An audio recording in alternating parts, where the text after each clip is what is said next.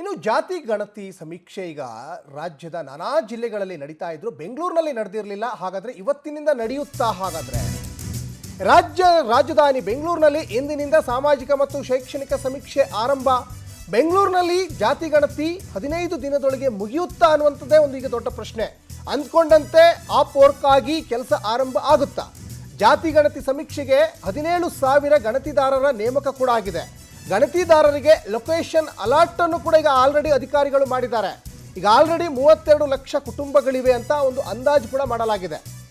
ಸರ್ವೆಯನ್ನು 15 ದಿನದೊಳಗೆ ಮುಗಿಸಬೇಕು ಅಂತ ಸೂಚನೆ ಕೂಡ ಕೊಡಲಾಗಿದೆ. ಯಾಕಂದರೆ ಬೆಂಗಳೂರು ಅಂದಾಗ ಈಗ ಗ್ರೇಟರ್ ಬೆಂಗಳೂರು ವ್ಯಾಪ್ತಿಯಲ್ಲಿ ಈ ಸಮೀಕ್ಷೆ ನಡೀತದೆ. ಗಣತಿದಾರರಿಗೆ 200ರಿಂದ ಒಂದು 300 ಒಂದು ಅವರಿಗೆ ಮೊಬೈಲ್ ಒಂದು ಆ್ಯಪ್ ಸಮಸ್ಯೆ ಆಗಿತ್ತು, ಸಾಕಷ್ಟು ನೆಟ್ವರ್ಕ್ ಸಮಸ್ಯೆ ಆಗಿತ್ತು, ಜೊತೆಗೆ ಸರ್ವರ್ ಸಮಸ್ಯೆ ಆಗಿತ್ತು. ಆಲ್ರೆಡಿ ಈಗ ಬೇರೆ ಬೇರೆ ಜಿಲ್ಲೆಗಳಲ್ಲೆಲ್ಲ ಈಗ ಶಿಕ್ಷಕರನ್ನ ಈಗ ನೇಮಕ ಮಾಡಿದ್ರಲ್ಲ ಗಣತಿದಾರರಾಗೆ, ಅವರಿಗೆ ಸಾಕಷ್ಟು ಸಮಸ್ಯೆಗಳನ್ನು ಹೇಳ್ಕೊಂಡಿದ್ರು. ಹಾಗಾಗಿ ಒಂದಿಷ್ಟು ಹಿಂದುಳಿದ ವರ್ಗಗಳ ಆಯೋಗ ಸಿದ್ಧಪಡಿಸಿದಂತಹ ಈ ಆ್ಯಪ್ ಬಗ್ಗೆ ಸಾಕಷ್ಟು ಗಣತಿದಾರರು ಅಸಮಾಧಾನಗಳನ್ನು ಕೂಡ ವ್ಯಕ್ತಪಡಿಸಿದ್ರು. ಹಾಗಾಗಿ ಇವತ್ತು ಒಂದಿಷ್ಟು ಡೆವಲಪ್ಮೆಂಟ್ ಏನಾದರೂ ಆಗಿದೆಯಾ ಆ್ಯಪ್ ಬಗ್ಗೆ? ಮತ್ತೊಂದು ಕಡೆ ಈಗ ಮೊನ್ನೆ ಎಲ್ಲ ಕೂಡ ಈಗ ಬೆಂಗಳೂರಿನ ಗಣತಿದಾರರಿಗೇ ಒಂದಿಷ್ಟು ತರಬೇತಿ ಕಾರ್ಯ ಕೂಡ ನಡೀತು.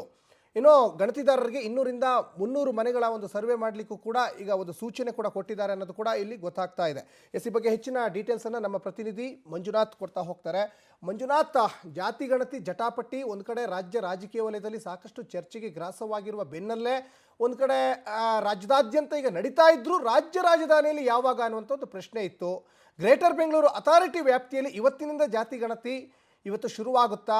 ಮತ್ತು ಒಂದೊಂದು ಗಣತಿದಾರರಿಗೆ ಎಷ್ಟೆಷ್ಟು ಮನೆಗಳನ್ನು ನೀವು ಗಣತಿ ಮಾಡಬೇಕು ಅಂತ ಜವಾಬ್ದಾರಿ ಕೊಟ್ಟಿದ್ದಾರೆ? ಮತ್ತು ಒಂದಿಷ್ಟು ಆ್ಯಪಲ್ಲಿ ಸಮಸ್ಯೆ ಇತ್ತು, ಸರ್ವರ್ ಸಮಸ್ಯೆ ಇತ್ತು, OTP ಬರಲ್ಲ.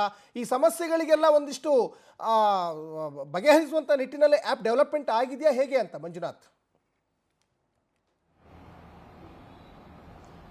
ಸಚಿನ್, ಸರ್ಕಾರದ ಮಹತ್ವದ ಯೋಜನಾಕಾಂಕ್ಷಿ ಅಂದ್ರೂ ಕೂಡ ತಪ್ಪಿಲ್ಲ. ಯಾಕಂದ್ರೆ ಜಾತಿ ಗಣತಿಯನ್ನ ರಾಜ್ಯಾದ್ಯಂತ ಸರ್ವೆ ಮಾಡಬೇಕು ಅಂತೇಳಿ ಸರ್ಕಾರ ಹೇಳಿತ್ತು. ಸೊ ಈಗಾಗಲೇ ರಾಜ್ಯದ 31 ಜಿಲ್ಲೆಗಳಲ್ಲೂ ಬಹುತೇಕವಾಗಿ 75% ಜಾತಿ ಗಣತಿ ಸಮೀಕ್ಷೆ ಮುಗಿಯೋ ಹಂತಕ್ಕೆ ಬಂದಿದೆ.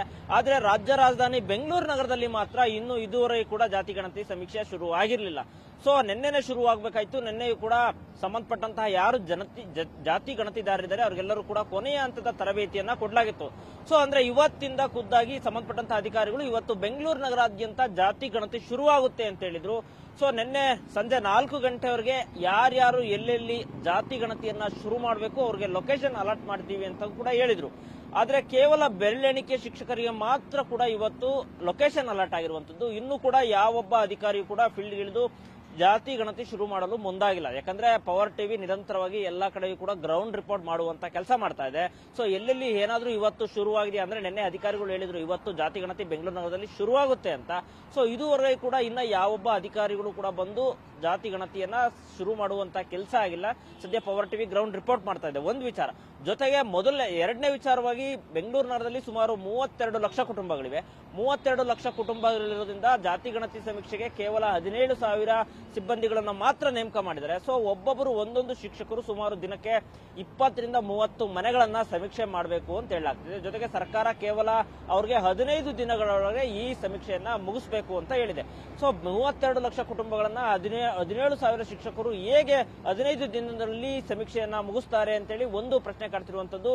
ಯಾಕಂದ್ರೆ ಸುಮಾರು ಸಮೀಕ್ಷೆ ಮಾಡೋಕೆ ಹೋಗುವಂತ ಶಿಕ್ಷಕರಿಗೆ ಬರೋಬ್ಬರಿ 60 ಪ್ರಶ್ನೆಗಳನ್ನ ಕೇಳಬೇಕಾಗುತ್ತೆ. ಒಂದು ಮನೆಯಲ್ಲಿ ಬರೋಬ್ಬರಿ 40ರಿಂದ 45 ನಿಮಿಷ 50 ನಿಮಿಷ ಕಾಲ ಒಂದು ಸರ್ವೆ ಮಾಡಬೇಕಾಗುತ್ತೆ. ಸೊ ಹಾಗಾಗಿ ದಿನಕ್ಕೆ 10ರಿಂದ 15 ಸರ್ವೆ ಮಾಡೋದು ಕೂಡ ಬಹಳ ಕಷ್ಟ ಅಂತಿದ್ದಾರೆ. ಸೊ ಜನರು ಹೇಳೋ ಪ್ರಕಾರ ಬೆಂಗಳೂರು ನಗರದಲ್ಲಿರುವಂತಹ 32 ಲಕ್ಷ ಕುಟುಂಬಗಳನ್ನ ಸರ್ವೆ ಮಾಡಬೇಕು ಅಂದ್ರೆ 1ರಿಂದ 1.5 ತಿಂಗಳು ಬೇಕಾಗುತ್ತೆ. 15 ದಿನಗಳಲ್ಲಿ ಹೇಗೆ ಕೆಲಸ ಮಾಡಬೇಕು ಅಂತ ಒಂದ್ ಕಡೆ ಕೇಳ್ತಾರೆ. ಅಷ್ಟೇ ಅಲ್ಲ ಸರಿ, ಇವತ್ತಿಂದನಾದ್ರೂ ಶುರು ಆಗುತ್ತಾ ಬೆಂಗಳೂರು ನಗರದಲ್ಲಿ ಸಮೀಕ್ಷೆ ಅಂತ ನೋಡೋದಾದ್ರೆ ಇವತ್ತು ಕೂಡ ಇನ್ನ ಕೇವಲ ಬೆರಳೆಣಿಕೆಯಷ್ಟೇ ಅಧಿಕಾರಿಗಳಿಗೆ ಅಲರ್ಟ್ ಆಗಿರುವಂತದ್ದು. ಅಂತ ಅಧಿಕಾರಿ ಕೂಡ ಸಮೀಕ್ಷೆಗೆ ಇನ್ನೂ ಬಂದಿಲ್ಲ. So power TV ground report ಮಾಡ್ತಾ ಇದೆ. ಕೆಲವೇ ಕ್ಷಣಗಳಲ್ಲಿ ಇವತ್ತಾದ್ರೂ ಅಧಿಕಾರಿಗಳು ಬಂದು ಮನೆಯ ಸಮೀಕ್ಷೆ ಮಾಡ್ತಾರಾ ಅಂತೇಳಿ ಕಾದ್ ನೋಡ್ಬೇಕಾಗುತ್ತೆ. ಸಚಿನ್, ಧನ್ಯವಾದ ಮಂಜುನಾಥ್ ತಮ್ಮೆಲ್ಲ ಡೀಟೇಲ್ಸ್ಗಾಗಿ.